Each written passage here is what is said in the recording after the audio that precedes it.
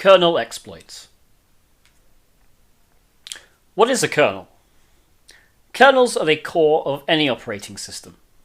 Think of it as a layer between application software and the actual computer hardware. The kernel has complete control over the operating system, so exploiting a kernel vulnerability can result in execution as the root user. Finding and using kernel exploits is usually a simple process. You can enumerate the kernel version. A good way of doing that is the uname-a command. You can find matching exploits using Google, ExploitDB, or GitHub, and then usually you compile and run them. Beware though, as kernel exploits can often be unstable and may be one-shot or cause a system crash. I often recommend that when doing Linux privilege escalation, kernel exploits should be a last resort, i.e. you should explore every other avenue for privilege escalation before you try the kernel exploit. Let's enumerate the kernel version of the Debian VM using the uname command with the -a command line option. This reveals the kernel version as 2.6.32-5. On Kali, we can use the searchsploit tool to find matching exploits. We want specifically Linux kernel exploits, matching the version number we found, and we also only care about exploits that result in privilege escalation. We get a few results, but note that some do not exactly match the kernel version, or they refer to a specific distribution such as Ubuntu or CentOS. Let's try to adjust our search to be less specific with the kernel version, but more specific with the distribution. Again, we get a few results, but for various reasons, these will not work either. A better tool for finding relevant kernel exploits is the Linux Exploit Suggester 2. Let's run it and provide it with the kernel version. Right away, it tells us that this kernel is vulnerable to a popular kernel exploit called Dirty Cow. I've transferred the Dirty Cow exploit code over to the Debian VM. Let's view it. The exploit replaces the /user/bin/password executable with one that spawns a root shell. It contains compilation instructions, which we will copy and then run. There are no errors, but let's check that an exploit file was created. Good. Now let's run the exploit and wait.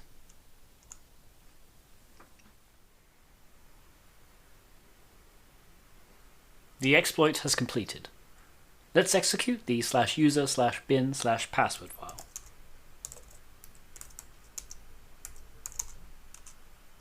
We can verify that we get a root shell by using the id command. Remember to restore the original file when you are done.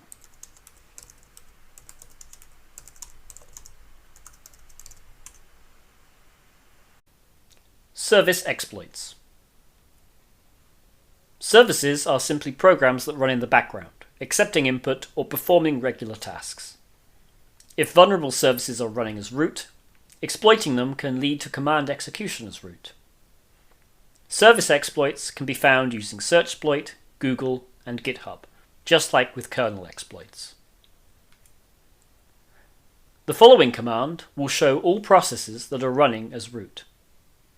With any results, try to identify the version number of the program being executed. Running the program with the --version or -v command line option often shows the version number. On Debian-like distributions, dpkg can show installed programs and their version, using the command shown on the screen. On systems that use RPM, the following achieves the same. Let's run the Linux Smart Enumeration script with the level set to 1 and without it prompting us for a password. We can see near the end of the results that our user can connect to MySQL as root without a password. If we scroll up slightly more, we can also see that the MySQL process is running as root. We can verify this manually by running the ps command with the aux argument and pipe it through to grep so that we only see lines that start with root.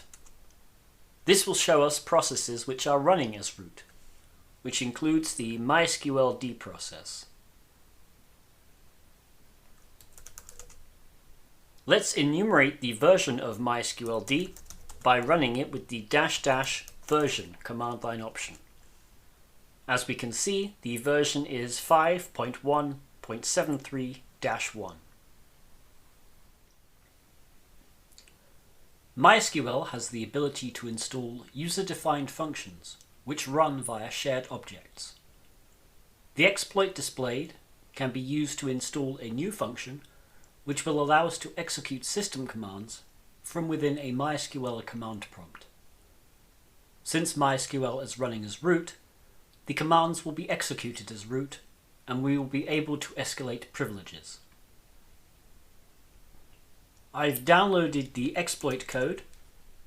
There are quite a few steps, so I'm going to open the exploit code in the right terminal window and type my commands in the left terminal window. There is a small modification needed to the first command. Since we are using a 64-bit version of Debian, we need to add the -f pic option. That command compiled the exploit. The next command creates a shared object from the compiled exploit, which is necessary for the user-defined function to work. Now we need to connect to MySQL as the root user. We will execute several SQL statements. The only modifications we need are to change the path of the shared object we created, and also the location of the dump file, as this exploit was written for an older version of MySQL. All those statements did was to load the contents of the shared object and dump those contents into a new file in the /user/lib/mysql/plugin directory. Since MySQL is running as root, we have permissions to do this. Now we just need to create a MySQL function which uses the shared object, and finally we can use the function to execute commands. I'm going to create an SUID version of the bash shell.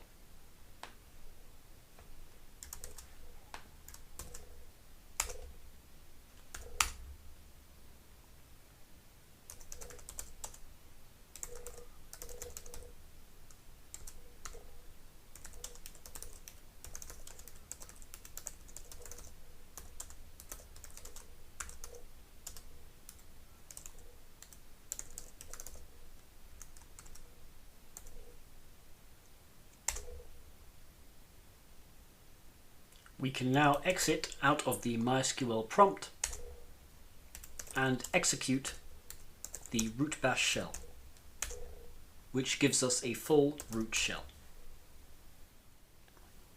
Port forwarding.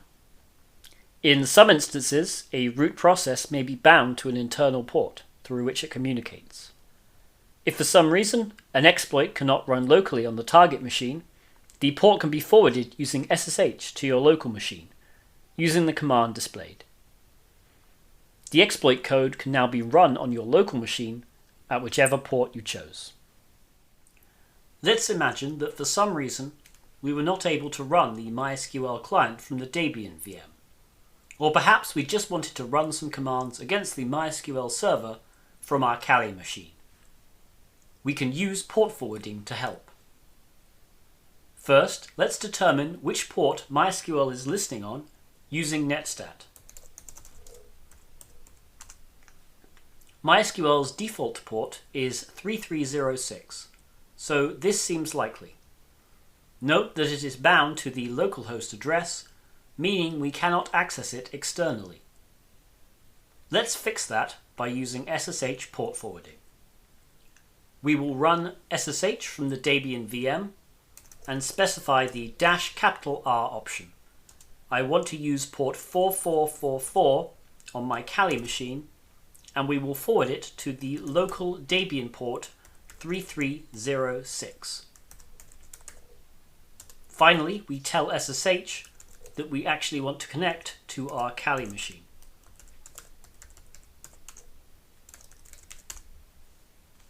Leaving the connection open, I'm going to switch over to my regular Kali terminal. From here, I can run the MySQL command and instruct it to connect to port 4444 of my local Kali machine using the root user.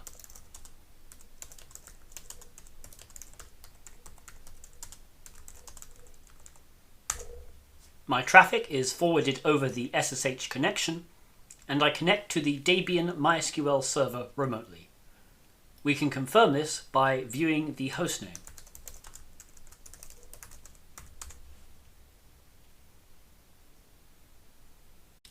Weak file permissions.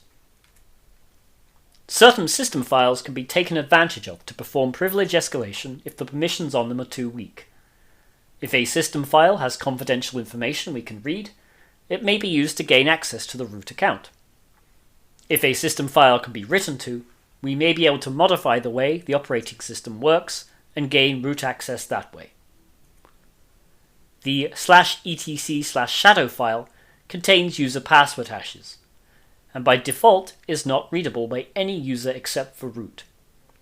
If we are able to read the contents of the shadow file, we might be able to crack the root user's password hash. If we are able to modify the shadow file, we can replace the root user's password hash with one we know. Let's run the Linux Smart Enumeration script without it prompting for a password.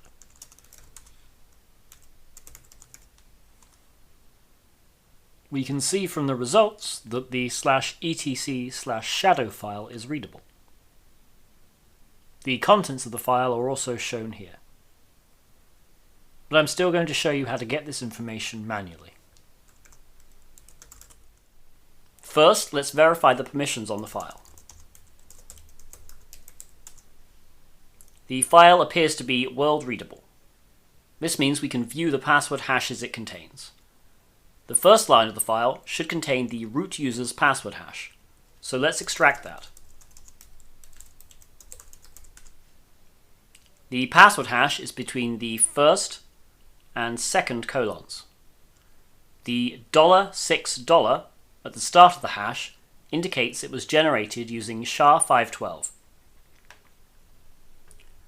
Let's copy the hash and put it into a file on our local machine.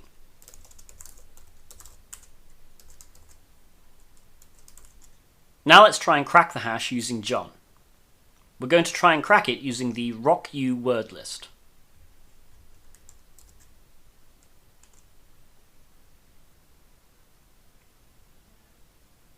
After a few seconds, John manages to crack the hash, revealing the root user's password as password123. Back on the Debian VM, we can use the su command to switch to the root user, using this password.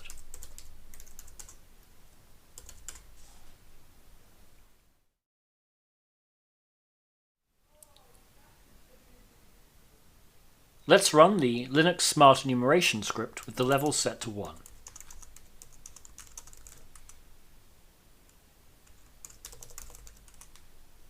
In the results, we see a list of files that our user can write to outside our home directory. The /etc/shadow file is in this list. Let's verify the permissions on the file.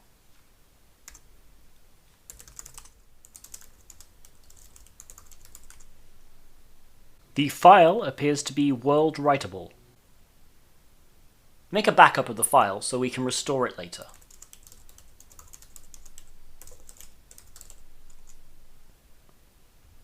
On our local machine, generate a new SHA-512 hash for a known password and copy it.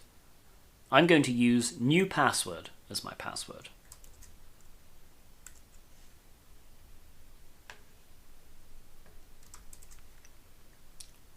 Back on the Debian VM, edit the /etc/shadow file and replace the root user's password hash with the one we generated.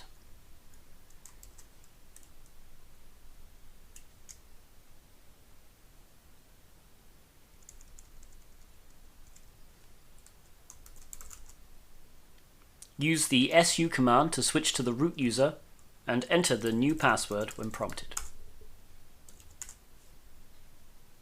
Don't forget to restore the original shadow file when you are done.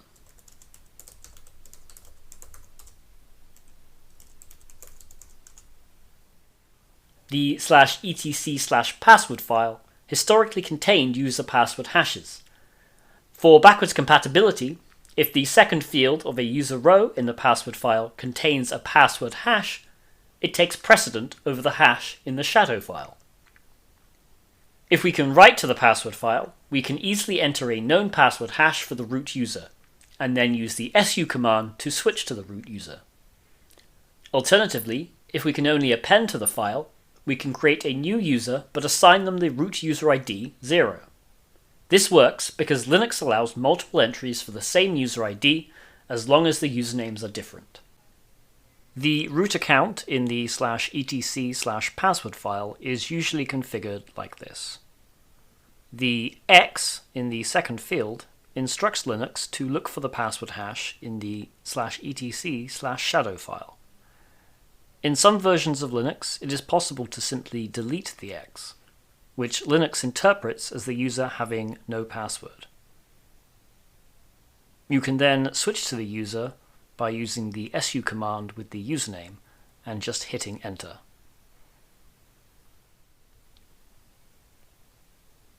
Let's run the Linux Smart Enumeration script with the levels set to 1.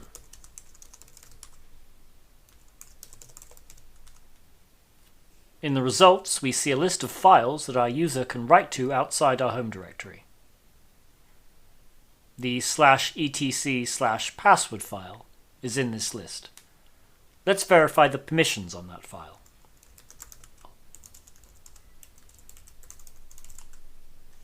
The file appears to be world writable. On our local machine, generate a new hash for a known password and copy it. I'm going to use password as my password.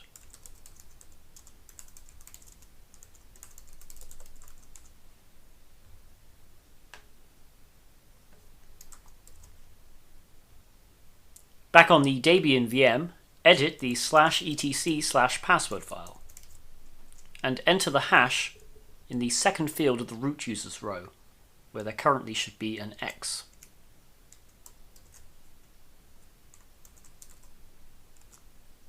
Use the su command to switch to the root user using this new password.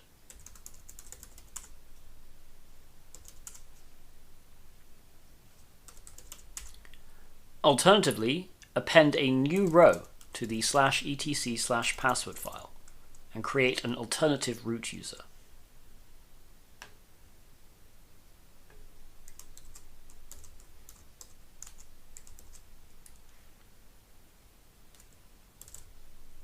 This works because the UID is still set to 0. Again, use the su command to switch to the new root user.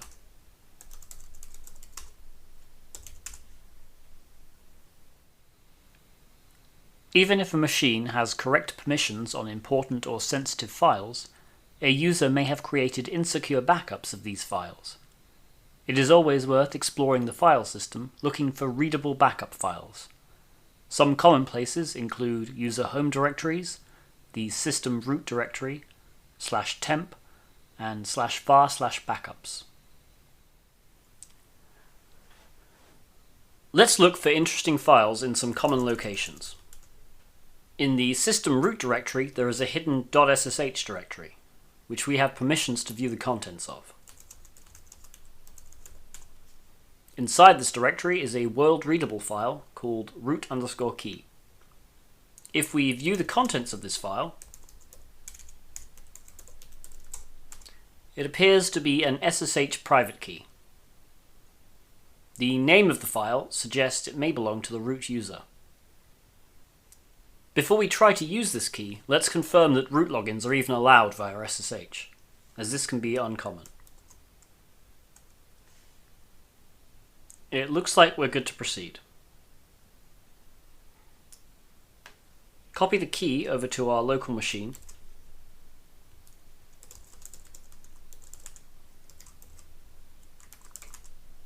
And give it the correct permissions.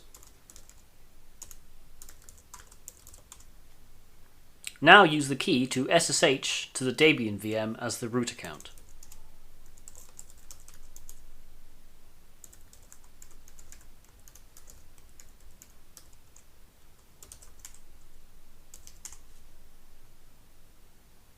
Sudo. What is sudo?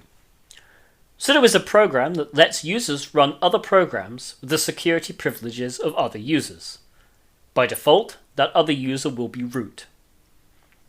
A user generally needs to enter their password to use sudo, and they must be permitted access via rules in the /etc/sudoers file. Rules can be used to limit users to certain programs and forego the password entry requirement. Here are a few useful commands to run with sudo. To run a program using sudo, simply type sudo followed by the program name. To run the program as a specific user, you must include the -u command line option with the username. To list programs a user is allowed and disallowed to run, you can type sudo followed by the -l option. Known passwords. By far the most obvious privilege escalation with sudo is to use sudo as it was intended. If your low-privileged user account can use sudo unrestricted, i.e. you can run any programs, and you know the user's password, privilege escalation is easy by using the switch user or su command to spawn a root shell. If for some reason the su program is not allowed, there are many other ways to escalate privileges in this manner. Here are a few options. You can run sudo-s, sudo-i, sudo/bin/bash, or even sudo password to try and change the root user's password. Even if there are no obvious methods for escalating privileges, we may be able to use a shell escape sequence. Shell escape sequences. Even if we are restricted to running certain programs via sudo, it is sometimes possible to escape the program and spawn a shell. Since the initial program runs with root privileges, so does the spawned shell. A list of programs with their shell escape sequences can be found at the URL displayed. Let's run the Linux Smart Enumeration script without it prompting for a password. We can see in the results that our user is allowed to run several commands via sudo without a password. To find this out manually, we can just run sudo-l. Let's pick one of the commands, find, and go to the GTFO bins website. We type find into the search, and it appears there is a sudo-related escape sequence.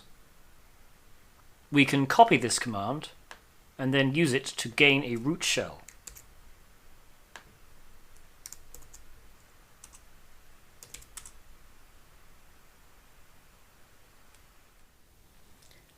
Abusing intended functionality.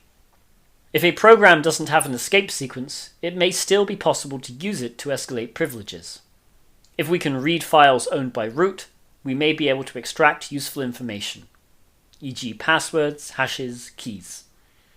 If we can write to files owned by root, we may be able to insert or modify information. If we list the programs our user is allowed to run using sudo, we can see that Apache 2 is in the list.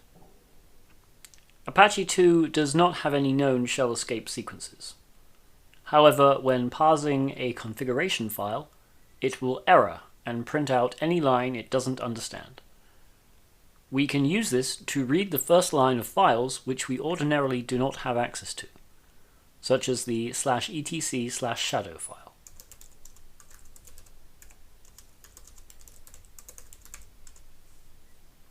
We can now copy the root user's password hash and crack it on our local machine using the same method we used in a previous section on weak file permissions.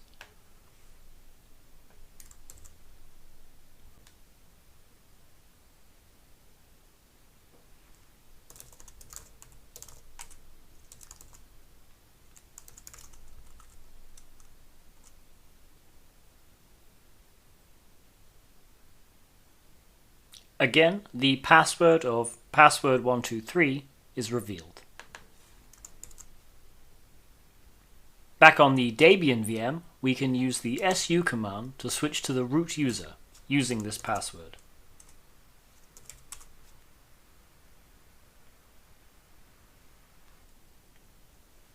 Environment variables.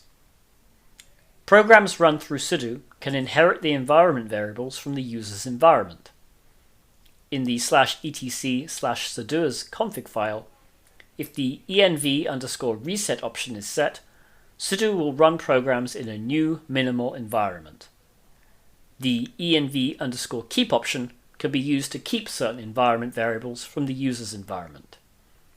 The configured options are displayed when running sudo-l. ld_preload. ld_preload is an environment variable which can be set to the path of a shared object file. When set, the shared object will be loaded before any others. By creating a custom shared object and creating an init function, we can execute code as soon as the object is loaded. There are a few limitations. ld_preload will not work if the real user ID is different from the effective user ID. Also, sudo must be configured to preserve the ld_preload environment variable using the env_keep option. If we list the programs our user is allowed to run via sudo, we can see that the env_keep option includes the ld_preload environment variable. I've created a file called preload.c with the following contents, which should spawn a shell when loaded. I'll compile the code into a shared object located in the /temp directory. Now, if we run any allowed program using sudo, while setting the ld_preload environment variable to the full path of the shared object we just created, we should get a root shell.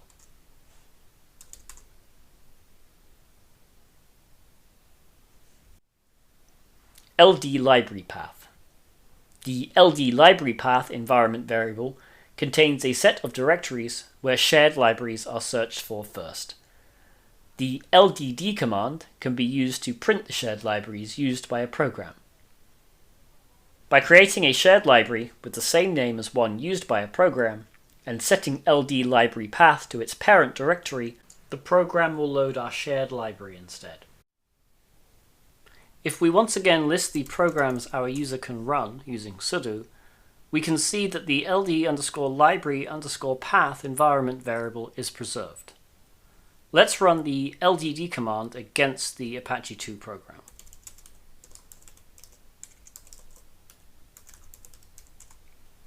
We're going to pick one of these shared objects to replace. In this example, we will use the libcrypt.so.1 shared object. I've created a file called library_path.c with the following contents, which should spawn a shell when loaded. I'll compile the library_path.c file into a shared object with the same name as the one we want to replace. In this case, libcrypt.so.1. Finally, we will run Apache 2 using sudo while setting the ld_library_path environment variable to the current directory, which is where we compiled our replacement shared object. The shared object is loaded and spawns a root shell. Cron jobs. Cron jobs are programs or scripts which users can schedule to run at specific times or intervals. Cron jobs run with the security level of the user who owns them. By default, cron jobs are run using the /bin/sh shell with limited environment variables. Cron table files, cron tabs, store the configuration for cron jobs. User cron tabs are usually located in /var/spool/cron or /var/spool/cron/cron tabs. The system-wide cron tab is located at /etc/cron tab. File permissions. Misconfiguration of file permissions associated with cron jobs can lead to easy privilege escalation. If we can write to a program or script which gets run as part of a cron job, we can replace it with our own code. Let's run the Linux Smart Enumeration script with the level set to 1. In the results, we can see there are a number of cron jobs configured in the /etc/crontab file. Let's view the entire contents of that file. Both these cron jobs run every minute as root. Let's see if we can find the location of this overwrite.sh file. Now let's check the permissions on this file.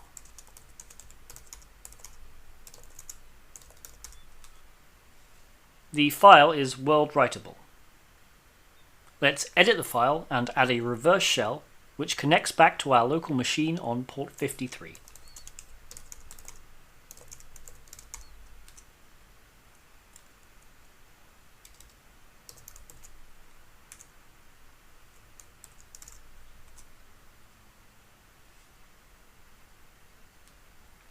Finally, all we need to do is switch over to our local machine, set up a netcat listener on port 53, and wait for the cron job to execute.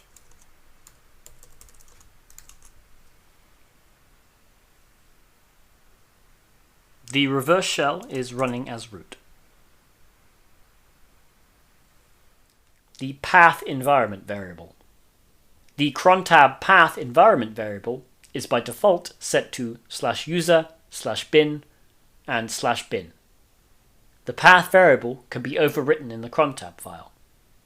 If a cron job program or script does not use an absolute path, and one of the path directories is writable by our user, we may be able to create a program or script with the same name as the cron job. Let's run the Linux Smart Enumeration script with the level set to 1. In the results, we can see that our user can write to a path that is present in a cron job, specifically the /home/user path. Let's view the contents of the /etc/cron tab again. The path variable here shows that the /home/user directory is searched before any other, and this cron job specifies a non-absolute path for the overwrite.sh file. This means we can simply create the overwrite.sh file in the /home/user directory, and the cron job should execute that file instead of the original.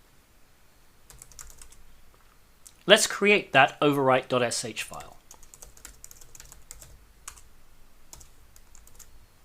We'll have it create an SUID version of bash for us in the /temp directory. Make sure the overwrite.sh file is executable, and we'll wait for the cron job to execute.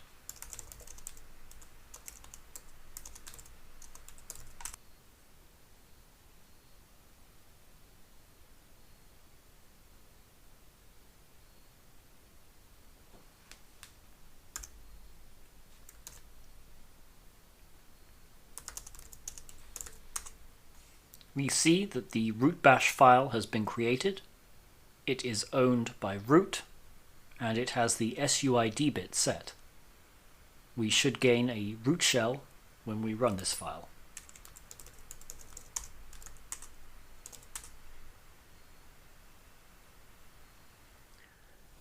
Wildcards.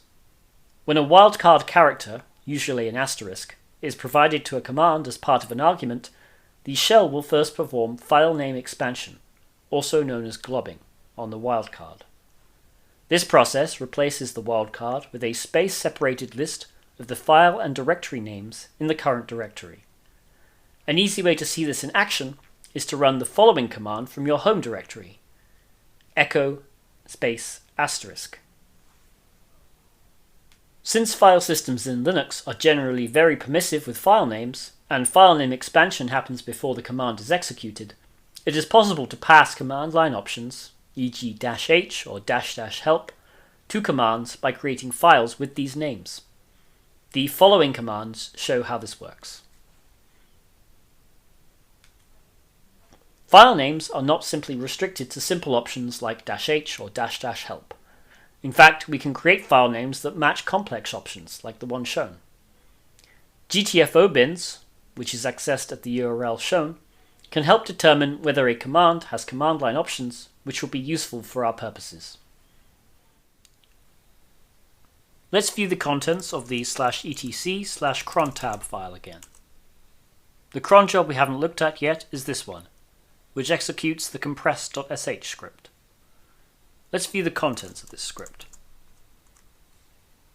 The script changes into our home directory, then executes the tar command with several options, including a wildcard character. If we use the GTFO bins website, we can see that there is a way to spawn a shell with tar using command line options. We can modify this to our needs and spawn a reverse root shell back to our local machine.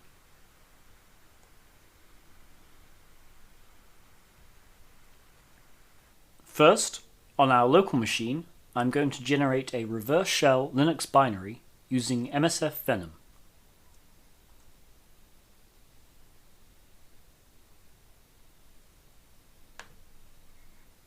Back on the Debian VM, I've transferred the reverse shell binary to my home directory and made it executable.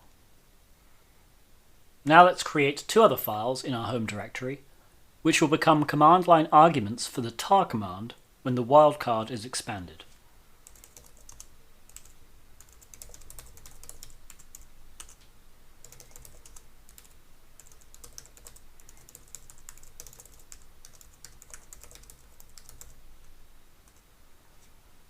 The first creates a checkpoint for every file that is processed. The second defines an action to run at every checkpoint. In this case, we want to execute our file. Finally, back on our local machine, I will set up a netcat listener and wait for the cron job to run.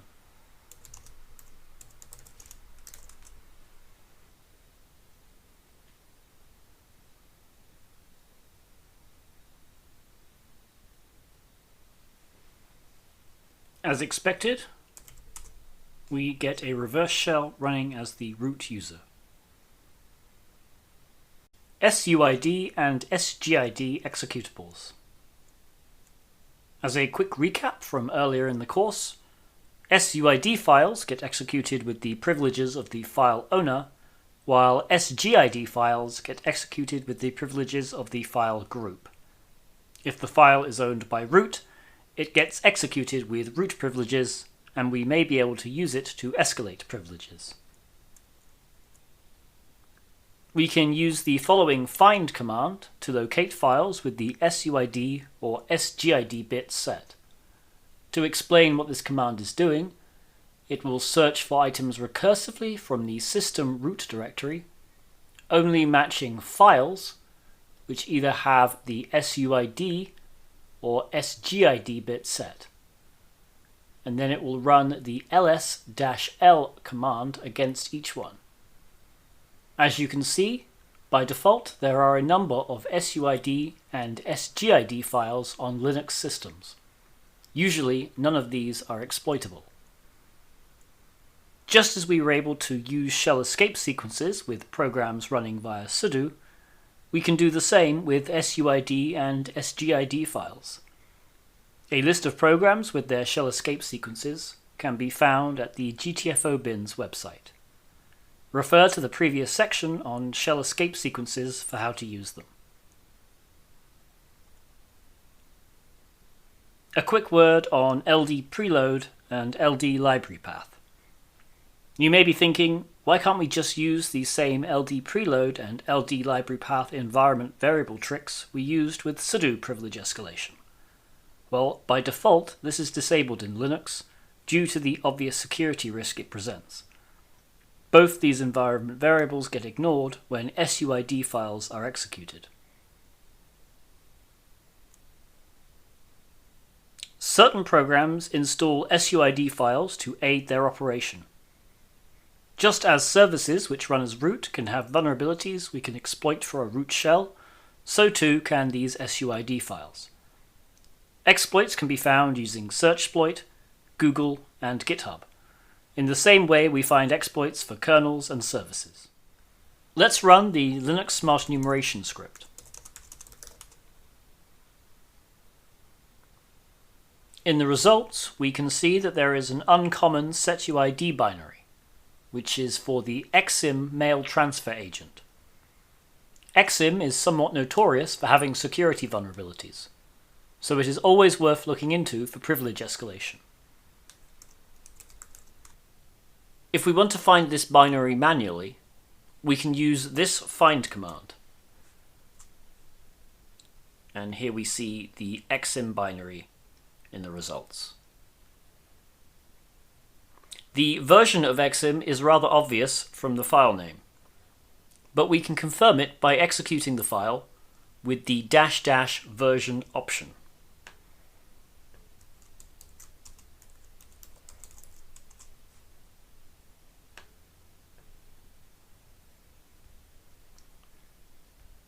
On our local machine, we can use the searchsploit command to see if this specific version is vulnerable.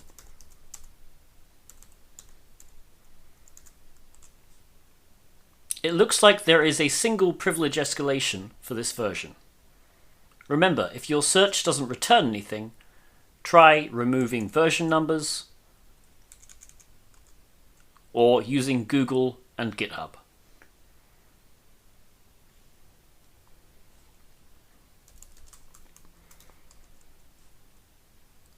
I've transferred the exploit code over from our local machine. If we execute it, we get a strange error from bash. Note the ~M symbol. This usually means that the exploit code was written using Windows new line characters. Luckily, we can remove the offending characters using a simple sed command.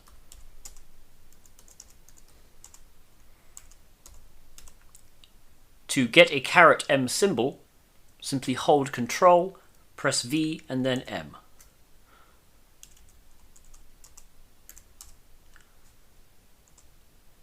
Now simply execute the script to spawn a root shell.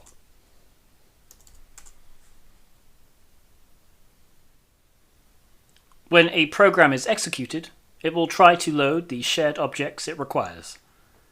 By using a program called strace, we can track these system calls and determine whether any shared objects were not found. If we can write to the location the program tries to open, we can create a shared object and spawn a root shell when it is loaded. Let's run the Linux Smart Enumeration script with the levels set to 1.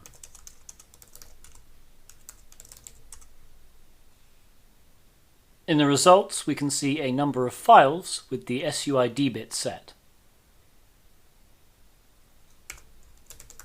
Again, we can find these manually using the following find command. Let's take a closer look at the SUID-SO file. First, we'll try executing it. It seems to just be performing some calculation. Let's use the strace command to see what's happening when we execute the file.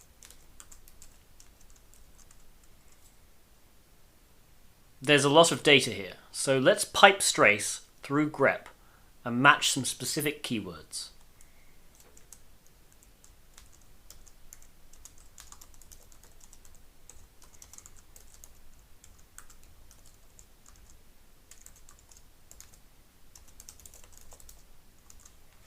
Now, This just means that any errors will get redirected to standard output, so that grep will match them as well. We want grep to just output lines that match either open, or access, or the string no such file. The results show us that the executable tries to load a number of shared objects. However, some cannot be found. Notably, the executable is trying to load the libcalc.so file from our user's home directory. If we were to create this file, we could inject code into the process and spawn a root shell.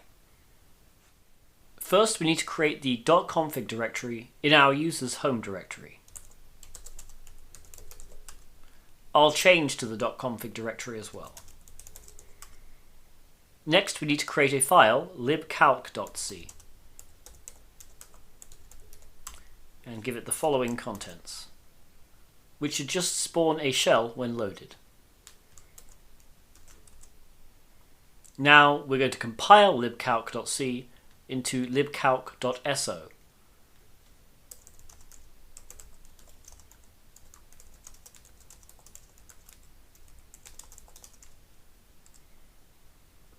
Finally, we execute the suid-so executable and gain a root shell.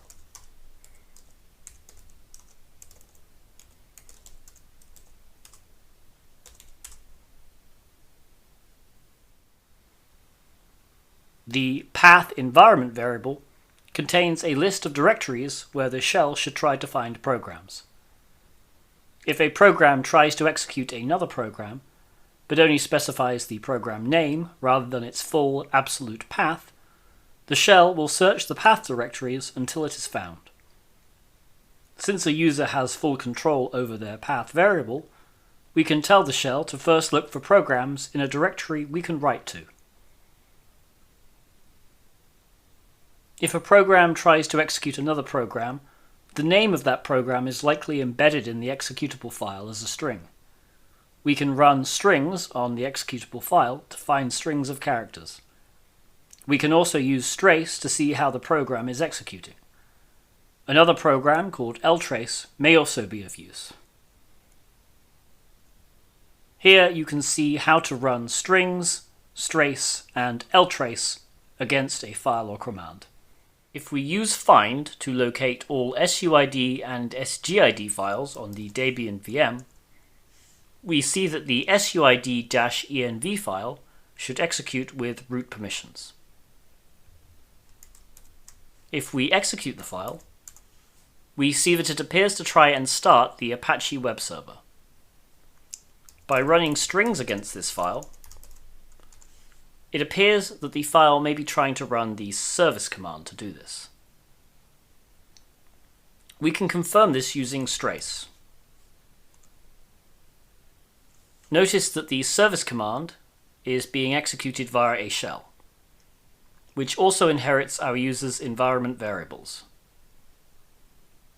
Since the service command does not use an absolute path, we can create our own version of the service executable and prepend its location to the path variable, which will cause the shell to use it and execute it with root privileges. I've created a file called service.c in my current directory with the following contents, which simply spawns a shell when executed. Now we just need to compile service.c into an executable called service.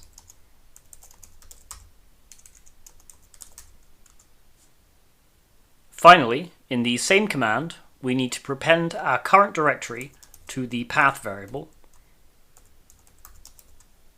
and execute the suid-env file, which should get a root shell.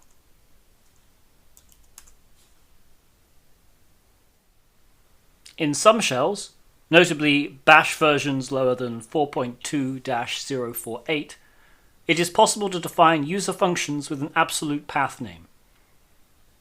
These functions can be exported so that subprocesses have access to them, and the functions can take precedence over the actual executable being called. If we use find to locate all SUID and SGID files on the Debian VM, we can see that the SUID-env2 file should execute with root permissions.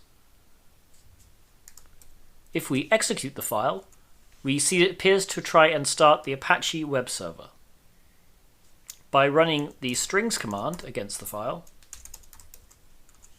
it appears that the file may be trying to run the service command to do this, however this time with an absolute path. We can again confirm this using strace.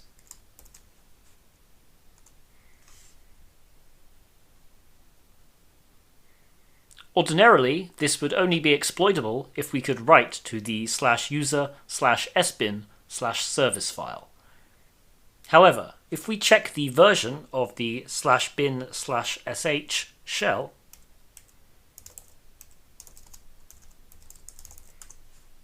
we can see that it is bash version 4.1.5.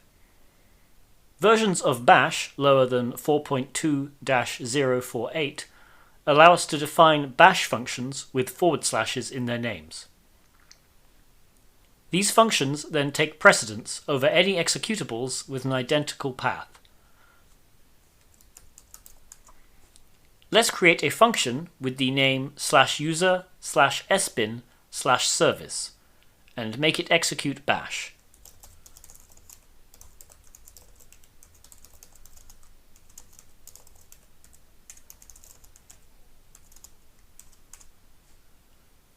Now we need to export the function.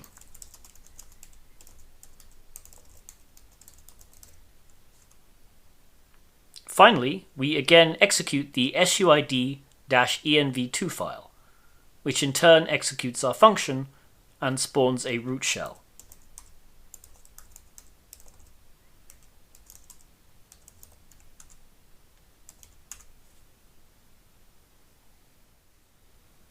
Bash has a debugging mode which can be enabled with the -x command line option, or by modifying the shellops environment variable to include xtrace.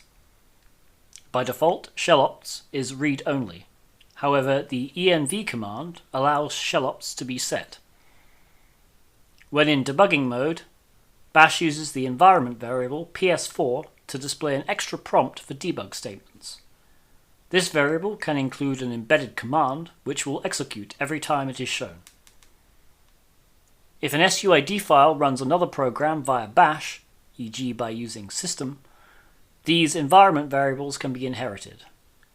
If an SUID file is being executed, this command will execute with the privileges of the file owner.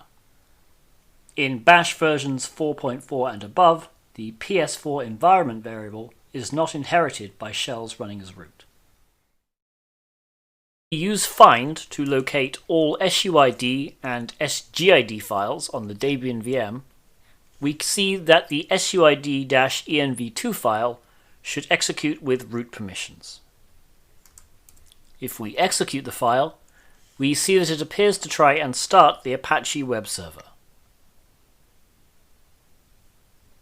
By running strace, we see that the service executable is used to do this, and it runs in a shell with our user's environment variables.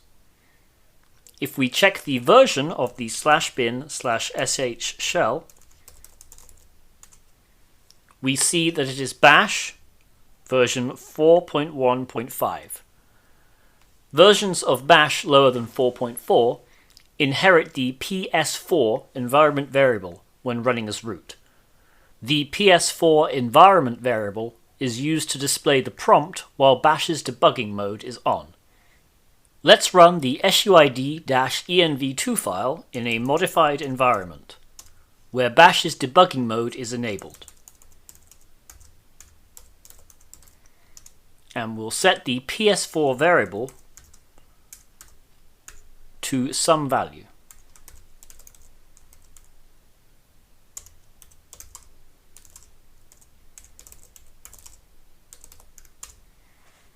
We can see that it is prepended to each line of output. Since this is bash, we can use command substitution to execute a command and display the result.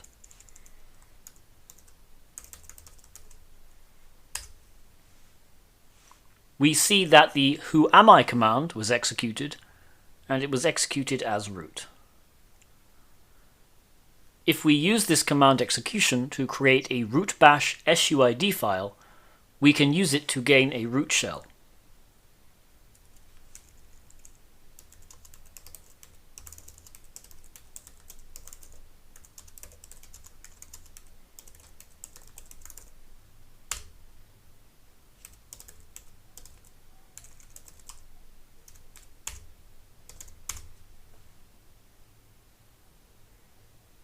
Passwords and keys. While it might seem like a long shot, weak password storage and password reuse can be easy ways to escalate privileges. While the root user's account password is hashed and stored securely in /etc/shadow, other passwords, such as those for services, may be stored in plain text in config files. If the root user reused their password for a service, that password may be found and used to switch to the root user. History files record commands issued by users while they are using certain programs. If a user types a password as part of a command, this password may get stored in a history file. It is always a good idea to try switching to the root user with a discovered password. If I run ls-a in my home directory, we can see there are a few files ending in _history. These are files that record commands our user has entered into various programs. We can view the contents of these files by running the cat command.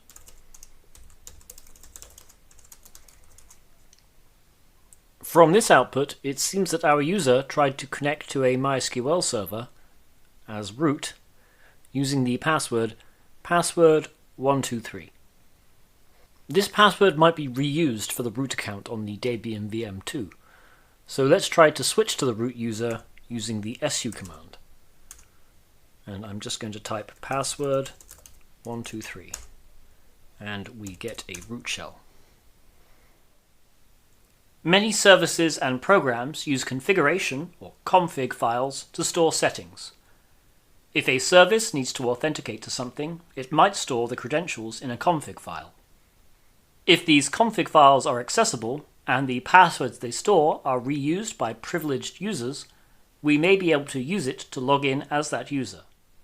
If we use the ls command to view the contents of our user's home directory, we see there is an OpenVPN config file.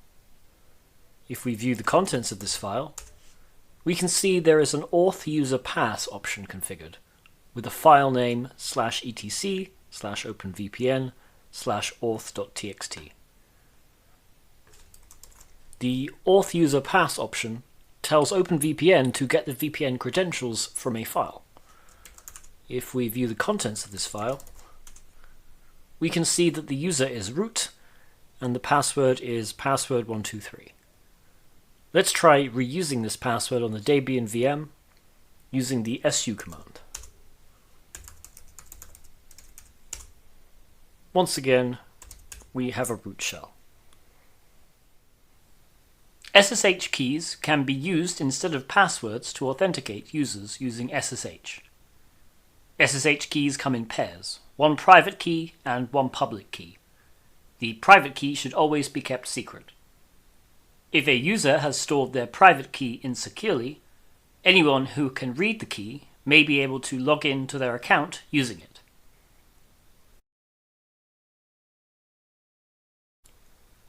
NFS. NFS, or the Network File System, is a popular distributed file system. NFS shares are configured in the /etc/exports file. Remote users can mount shares, access, create, and modify files.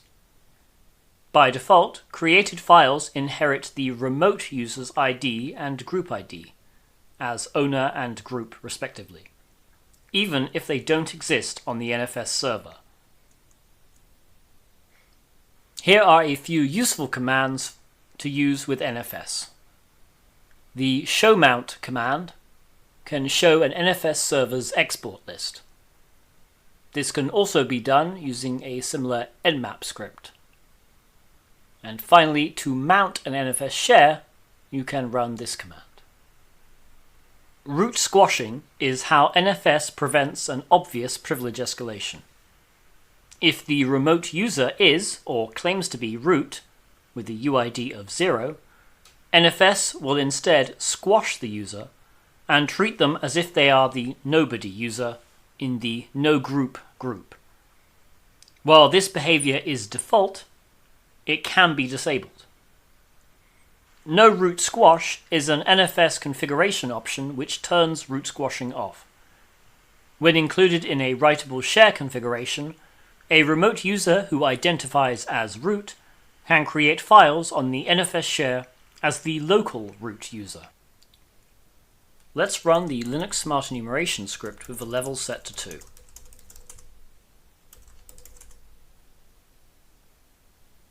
In the results, we can see that an NFS share is configured. We can get the same output manually by simply viewing the contents of the /etc/exports file. The /temp share is configured with the no root squash option, meaning we can write files to it as the root user over NFS. On our local machine, let's confirm that the /temp share is available to mount.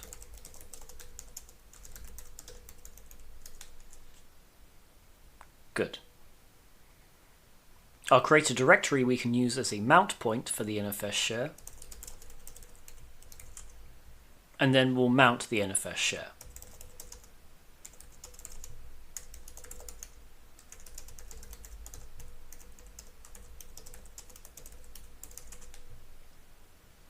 I'll now generate an MSF Venom executable, which simply runs bash with the -p option, and save the file to the NFS share. Note that I'm doing this as the root user, so the file should also be owned by root on the NFS share.